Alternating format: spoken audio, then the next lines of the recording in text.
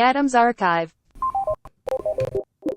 A 14-year-old student fatally shot 4 people in a rampage at a Georgia high school, officials say. And this comes from AP News. I'm sick of this, guys.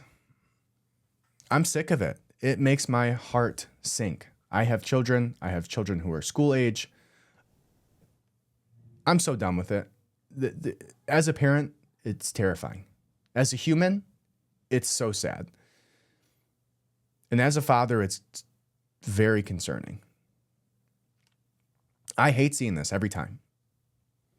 And like the more and more this happens, the more I understand the people who are shouting for gun control. Right? I'll say that one more time. The more this happens, the more I understand the people asking for gun control. The more school shootings there are, the more it makes sense to me why people hold that position. Because we just don't know what to do about this, right? There's no answers. I don't think that that's the answer. I don't think taking people's guns away is the answer. I don't think it'll help anything. I think if anything, the answer is probably arming people within the school systems, which is another difficult barrier to overcome. I think the answer is having active police forces on site at every police or at every high school with armed, trained police officers who can eliminate a threat. I don't think the answer is taking away guns, but I do understand the argument when everybody just throws up their hands and goes, I don't know what to do. Stop this from happening.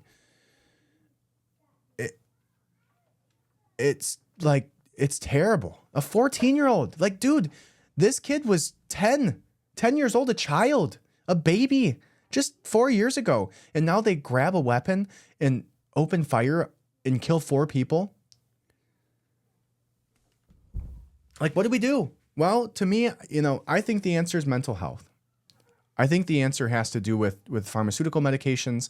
I think the answer has to do far more about pharmaceuticals than it does the weapons. Because this 14-year-old could have went in there and stabbed a bunch of people. It says a 14-year-old student opened fire at the Georgia high school and killed 4 people on Wednesday, authorities said, sending students scrambling for shelter in their classrooms. And eventually to the football stadium, as officers swarmed the campus and parents raced to find if their children were safe. The dead were identified as 2 students and 2 teachers at Appalachia High School in Winder, about an hour's drive from Atlanta. Killed were 2 14-year-olds, Mason Schermerhorn and Christian Angulo, and teachers Richard Aspinwall and Christina Irimi.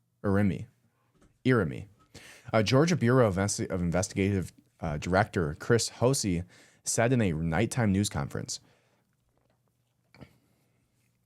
at least 9 other people, 8 students and 1 teacher, were taken to hospitals with injuries, all expected to survive.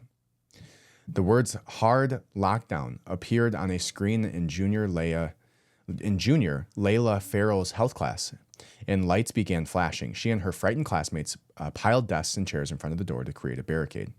Sophomore Kaylee Abner was in geometry class when she heard the gunshots. She and her classmates ducked behind their teacher's desk, and then the teacher began flipping the desk in an attempt to barricade the classroom's door. A classmate beside her was praying, and she held his hand, and while they all waited for police. Wow. After students poured into the football stadium, Abner saw teachers who had taken off their shirts to help treat gunshot wounds. 2 school resource officers encountered the shooter within minutes after a report of shots went out. The suspect, a student at the school, immediately surrendered and was taken into custody, you coward. He is being charged as an adult with murder. Authorities said the weapon was an assault-style rifle. The teen had been interviewed after the FBI received anonymous tips in 2023 of May about online threats to commit an unspecified school shooting. So the FBI knew about this kid more than a year ago, that he was planning to do this, and it still happened, right? But I mean, what can you do? If you can't prove anything, how do you take him? You can't take him to jail. You can't put him in juvie, right? You should put him in therapy and have consistent follow-up. I mean, that's the answer. The FBI narrowed the threats down and referred to the case to the Sheriff's Department at Jackson County, which is adjacent to Barrow County. The Sheriff's Office interviewed the then 13-year-old and his father, who said they were hunting guns in the house, but the teen did not have unsupervised access to them. The teen also denied making any online threats. The Sheriff's Office alerted local schools for continued monitoring of the teen, but there was no probable cause for arrest. Yeah, right? That's difficult. What can you do legally? Hosey said that the State Division of Family and Children Services also had previous contact with the teen and will investigate whether or not that has any connection with the shooting. Authorities were still looking into how the suspect obtained the gun used in the shooting and got it into the school. Yeah, no gun zones don't work, guys. There's probably a sign, and it was illegal, right? Doesn't help to have additional gun control. My heart hurts for these kids. My head hurts, or my heart hurts for our community, he said. But I want to make it very clear that hate will not prevail in this county. I want to be very clear and known. Love will prevail over what happened today. Gosh, just imagine if that was your kid.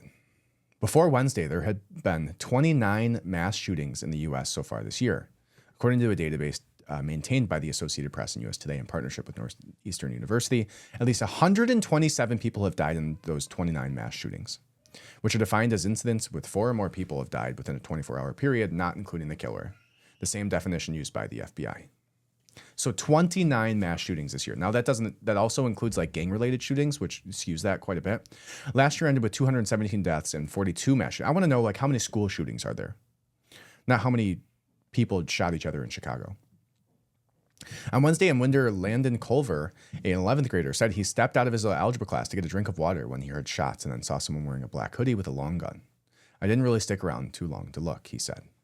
Instead, he ran back inside the classroom and locked the door. The class huddled in the back in the dark and waited for a rampage to end. Culver listened as gunshots rang out in the building.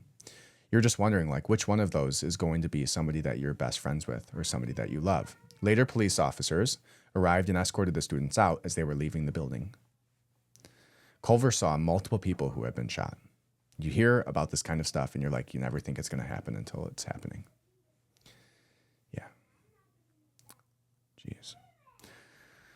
Oh, man. So, like I said, I understand the position.